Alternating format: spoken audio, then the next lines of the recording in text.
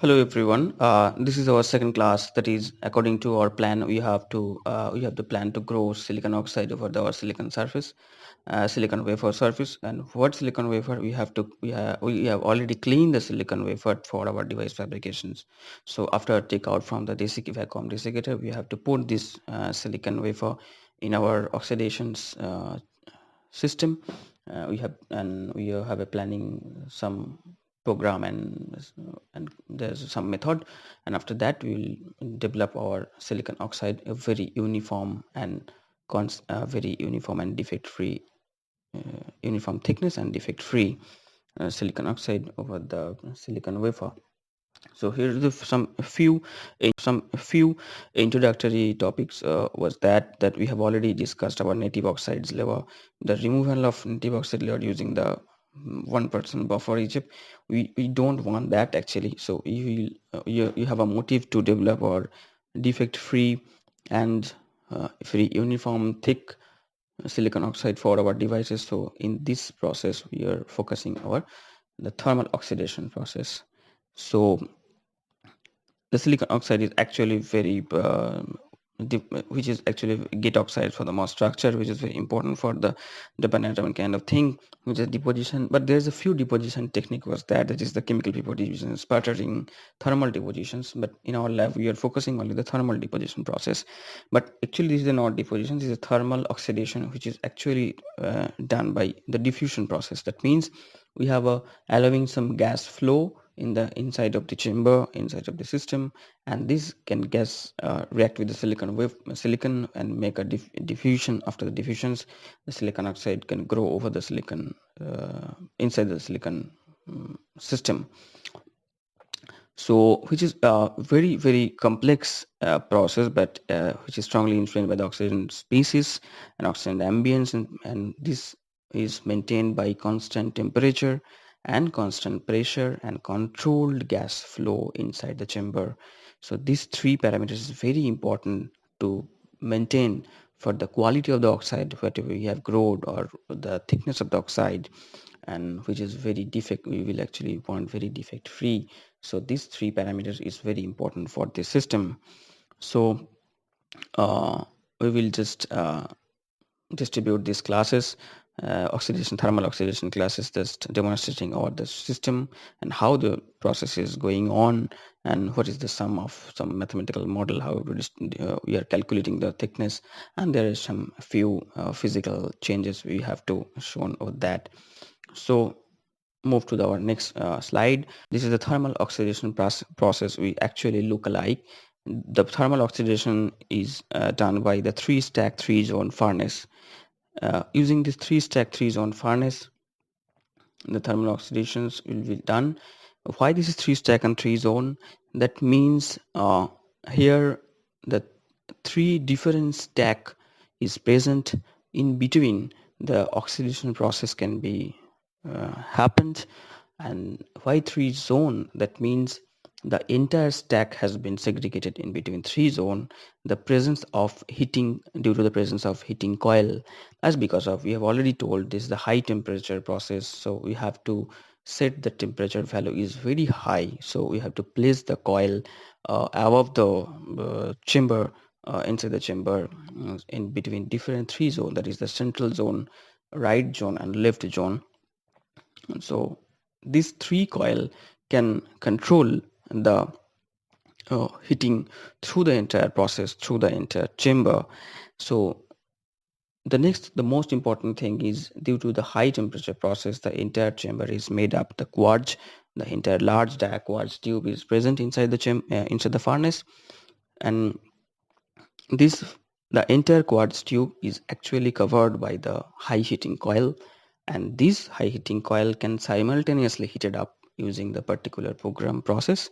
And by using the Gaussian average system, they can maintain the particular set value temperature over the entire quartz tube, or over the entire oxidation chamber.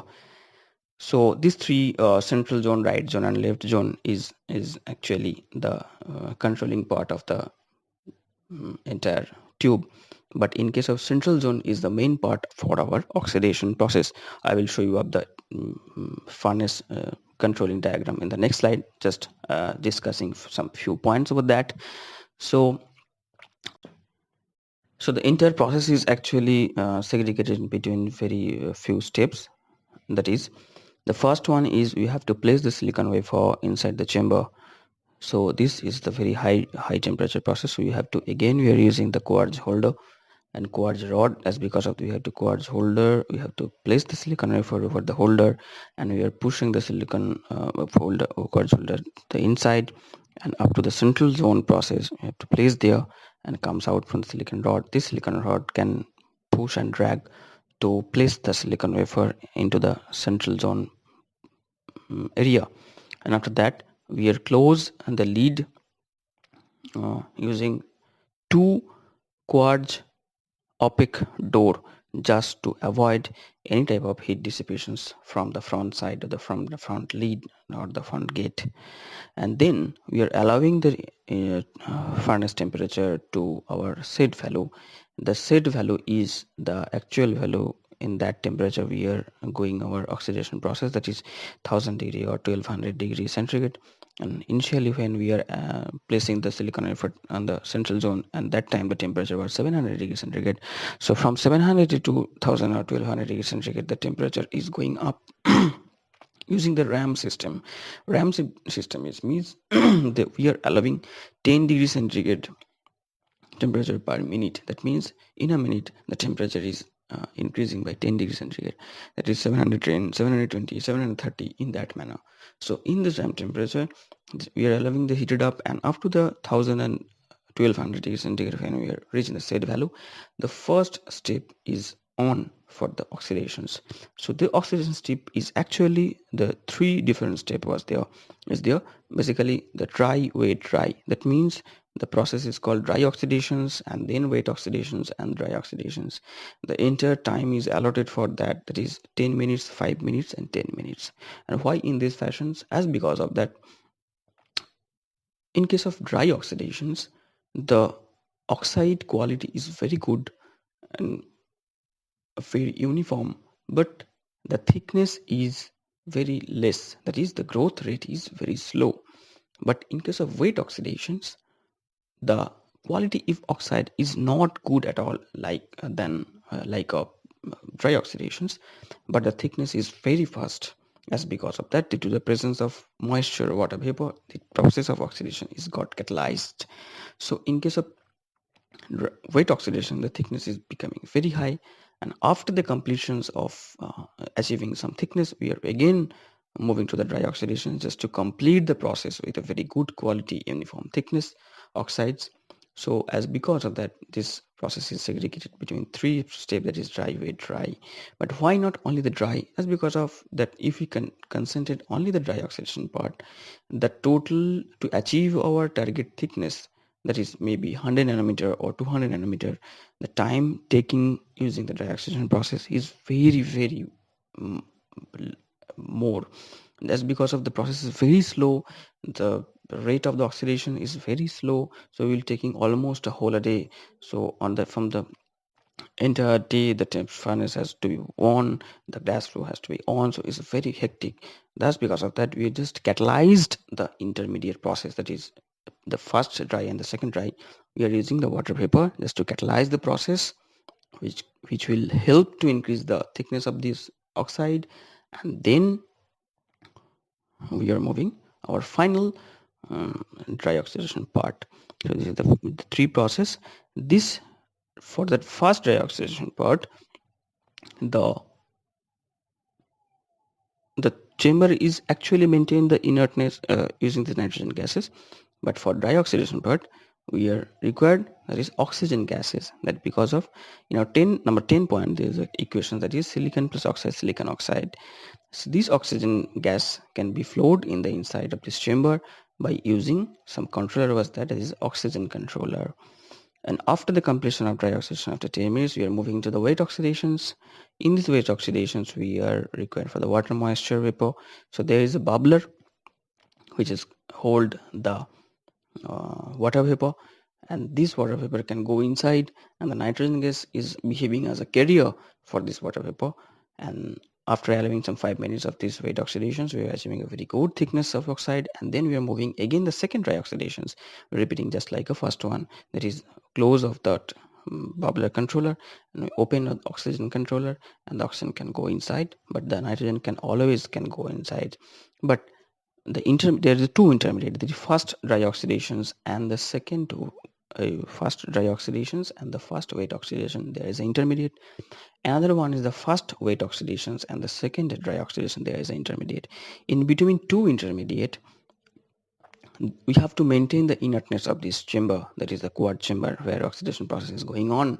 So for that, there is another controller is called N2 low, which is maintained the process, oxidation process, in between two intermediate, just to avoid any stop or break of this oxidation process. Okay, but this controller is actually a programmable controller, as because of that this controller is connected gas line which is placed on the outside of this lab, and then we have to set a particular value, that is 1 2 3 whatever, but there is a particular definite unit, that is SLM, that is called standard liter per minute. So when we are using 2 SLM or 3 SLM or 4 SLM, this much amount of gases the controller can open up after detecting the whatever value we have entered, and then it can go inside this much amount of gases, and after completion of the process, this again the controller goes off and move to the next controller. If we set the value is 0 SLM, that means the controller can't open and there are no gas flow in the insides. So according to our requirement, we are giving a set value over the program, and the controller can detect the value and control the operation. But this entire process is actually called in a technical way, this is a process recipe. That means which is actually a PLC control system. We have to program the entire process step by step, and we have to put this program in the inside of this PLC control system. This PLC system can detect the program and which is synchronized with this controller, and after and when it is required to open up, when it is required that much amount of gas flow, it can detect according to our instruction. They can follow and control the process and complete the process of oxidations. But there is a interesting thing is that the oxidation process is not actually a bottom up process. Since it is a diffusion process, the gas can diffuse over the silicon with the silicon wafer. So the mostly important thing is, after the first layer of oxide has been grown, which is for the first dry oxidation, when the second layer is growing for the first wet oxidation, this oxide layer cannot grow over that first layer. It can grow below of the first layer, and in this fashion, when we are moving to the second dry oxidation, is also below of the first wet oxidation layer, so it can the top down approach formations, just like it's a diffusion process. Fine. So we are again concentrating over the furnace fast weight oxidation layer, so it can the top down approach formations, just like it's a diffusion process. Fine. So we are again concentrating over the furnace diagram. So there is a four controller, that is N2 controller, O2 controller, N2 low, and N2 bubbler. So this bubbler can connect to the N2 gases which can go to the insides. The four controller actually control the gas flow according to our requirement, that is dry wet dry process. The three coil is right, left, and central coil, which is heated up the entire quad chamber using the Gaussian average process. We have to place this silicon wafer both in the holder in the central zone to expose the highest amount of temperature and to maintain the very controlled process. And this is the entry door. We have already closed this door using this opaque quartz lead. Uh, so there is a another some few so there is a another some few important part is that there is a called mathematical model is Delgrove model. The Delgrove model is actually helps us to calculate how much amount of thickness will be grown in a definite time, or how much amount of time it will be take for definite amount of growing. So we have a plan to in our lab, there is 100 to 200 nanometer oxide thickness after putting some constant value, and we have to calculate this time and thickness variations formula, and we will get anytime non-dependent and non-dependent parameters. But some few questions is that the oxide is, we have to, there will be very defect free and uniform thickness. So in case of dry oxidation, it is, we already achieve for that, but to increase the weight oxidation thickness of the oxide, we are using for this weight oxidation, which is catalyzed process. And remarkably that in the previous class we have it already told that P11 wafer we will taking for our lab process. As because of that, P11 wafer, the rate of oxidation is much higher than the 100. As because of that, it is in the huge amount of presence of silicon wafer in the crystal orientations 111 plane and then 111 plane, but it is not present in the 100 plane. So we are focusing for this orientation crystal for the silicon wafer. And the most important part is, in the previous class we have seen already one visual change, that is the change of hydrophilic to hydrophobic. And in this class there is a same another one visual change or visual examination was there. That is, silicon wafer is actually look like a grayish or mirror like finish, that in the color of the gray tone. But after the oxidation process, after the achieving some particular definite oxides, maybe it's 100 nanometer, maybe it's 200 nanometer, so according to the thickness of the oxides, the wafer color can changes. It becomes pink, it becomes green, it becomes blue. As because of that, the light got diffused uh, by the thickness of the oxide layer grown in the silicon wafer. And according to the diffusions, the diffractions occurred. And for these diffractions, mm, the light is changes the color of these changes of the silicon wafer. And but we have to measure the how much thickness is we are achieved for our from our process, oxidation thermal oxidation process. So the another technical scientific system is called ellipsometry. This ellipsometry test will helps us to calculate or measure the how much thickness we will get from our oxidation process.